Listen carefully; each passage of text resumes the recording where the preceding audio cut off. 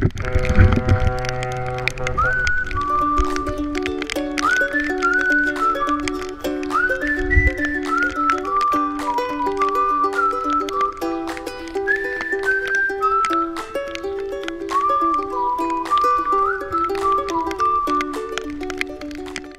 when we sailed into Fajardo, we sailed onto anchor.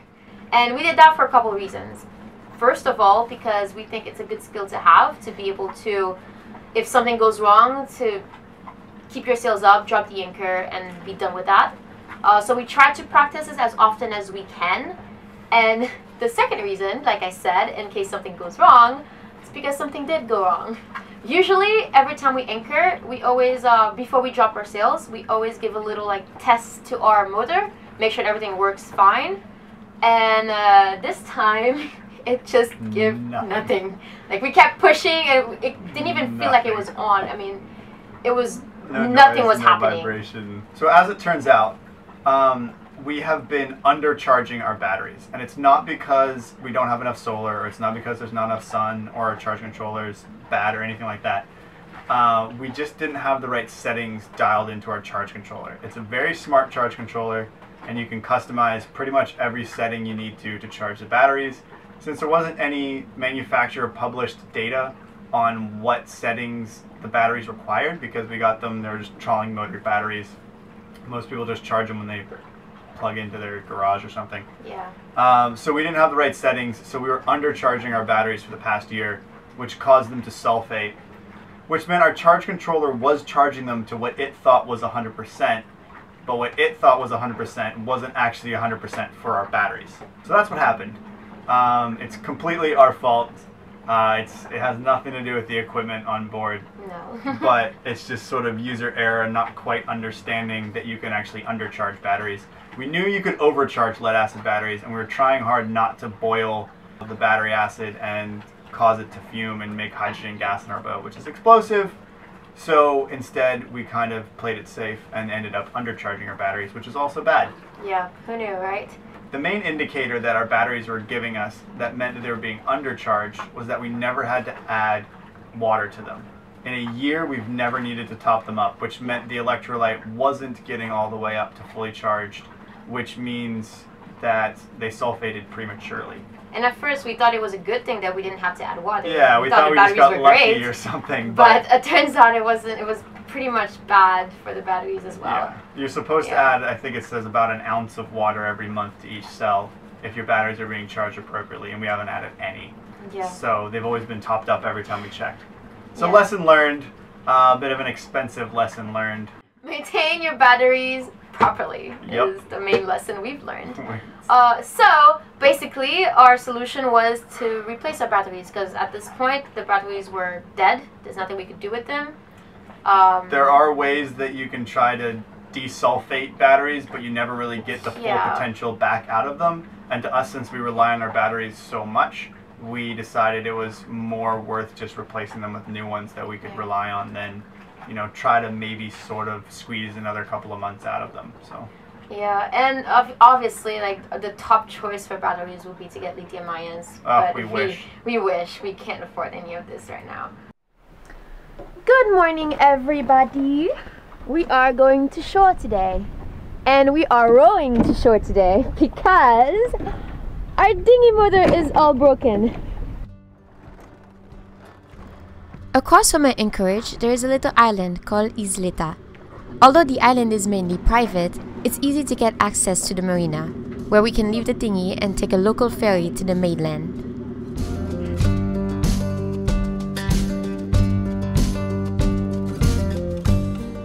The ferry runs all day and it's free to visitors and locals, but for those anchored, it costs $5 per person for the day. And although almost everyone here is super friendly, there is one not so very nice guy who will literally hunt you down for those $5.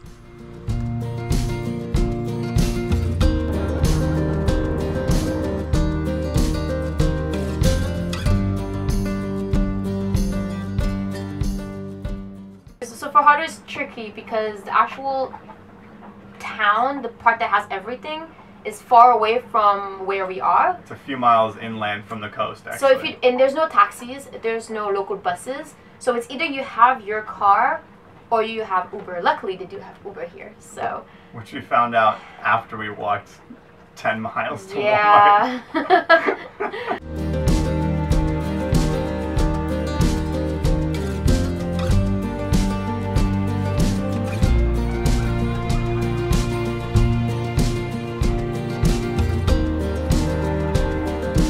We'll keep walking and see how far we get, and see where we can get our batteries, because that's the main thing we're trying to get today. We went to Skipper Shop, we went to a few marinas, and we haven't quite found what we're looking for, so we'll keep looking.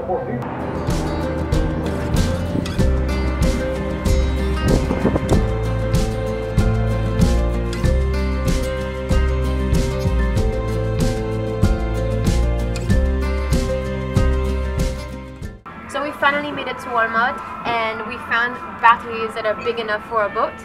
And they're really good price. They're only $95 compared to all the other places that were more than $100. But there's only 2 out there, and we're really hoping that they have 2 more in the back. The guy just went out to check, and from there we will see and make our decision. Well, bummer. There's not 4 batteries in Walmart. There's only 2. So we're probably going to find a way to get it at Sam's Club, since Sam's Club should have batteries that we need. But yeah, we walked all the way here and are empty-handed. But getting to Sam's Club was easier said than done. We took a Uber back to the ferry dock and back to Iseta Marina. When we got there, then hopped in the dinghy and rowed back to Uma to grab the 4 old batteries. He got back just in time for us to catch the next ferry.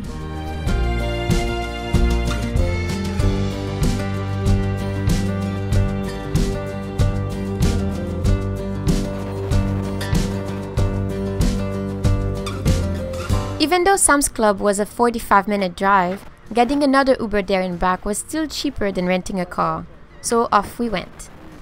The driver knew there was no Uber in this area, so to save us the trouble, he stuck around for a few minutes to give us a lift back.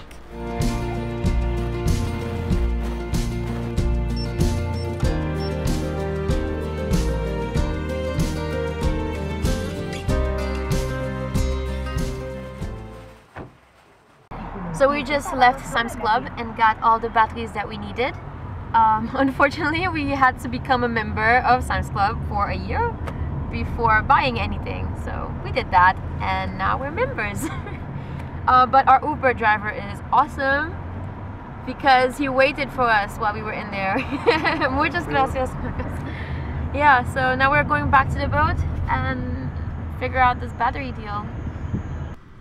Luckily, the ferry here runs till 11 p.m, so we were not worried to miss it. But after a long day, we were exhausted.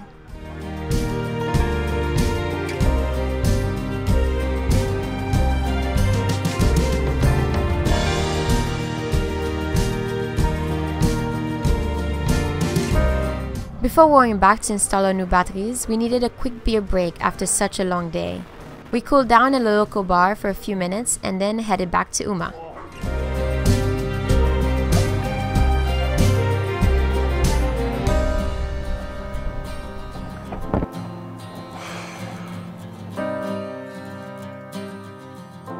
We really did believe that the batteries were the issue, but we weren't 101% sure. Yeah. So we still had to cross our fingers and hope for the best. All signs pointed that it was the batteries, but you know, you never know. It could have been something else. Yeah.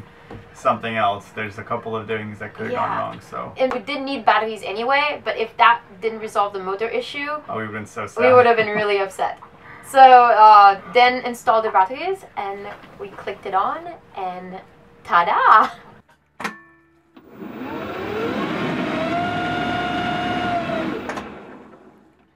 That's what it's supposed to sound like.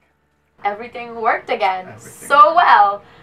So everything worked beautifully. But actually, now come to think of it, we haven't had full power from our motor for a couple of months.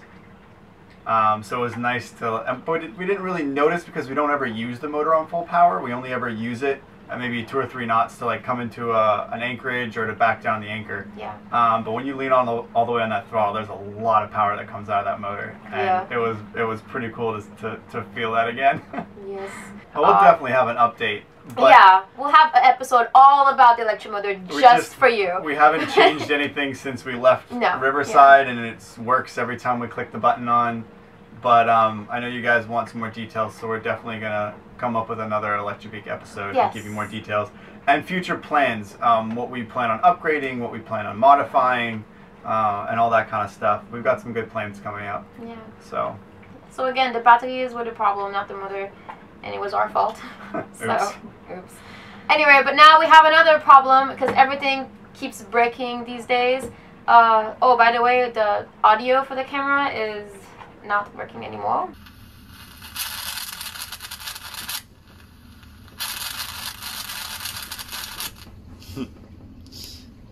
So that's what our camera's doing now when you plug a microphone into it.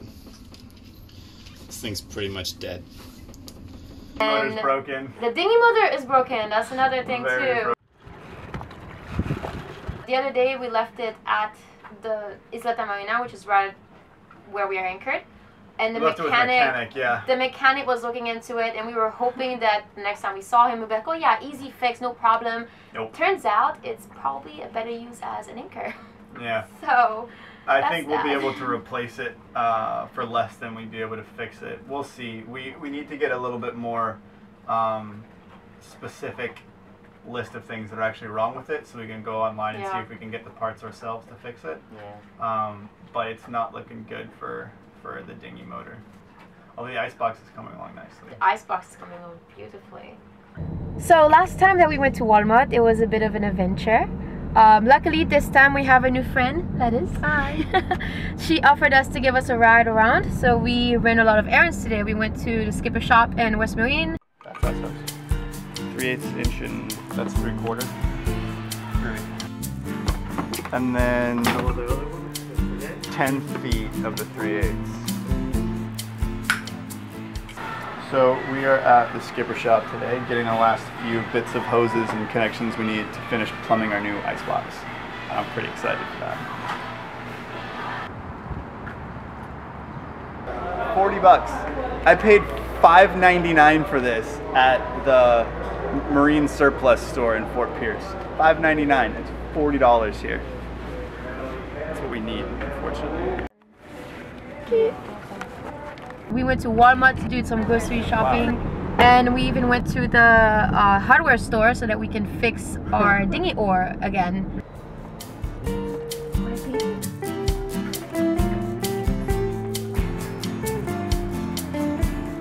Cut it in half, slide it in there. Oh, it's perfect. We bought a rake. We bought a rake.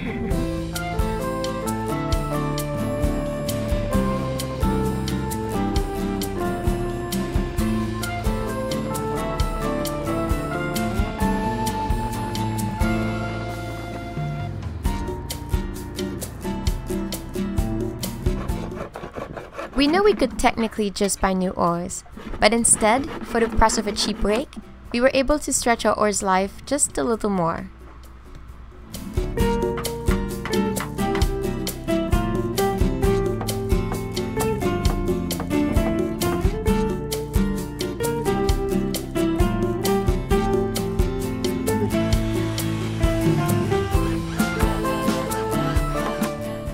We love sharing our journey with you, and guess what? You can share some love too by liking this video and commenting below. And make sure you click the subscribe button so that you don't miss our next step, where we build our new icebox and reinstall our new Gecko cooler. Until then, cheers! But we maintain your battery properly. What was that?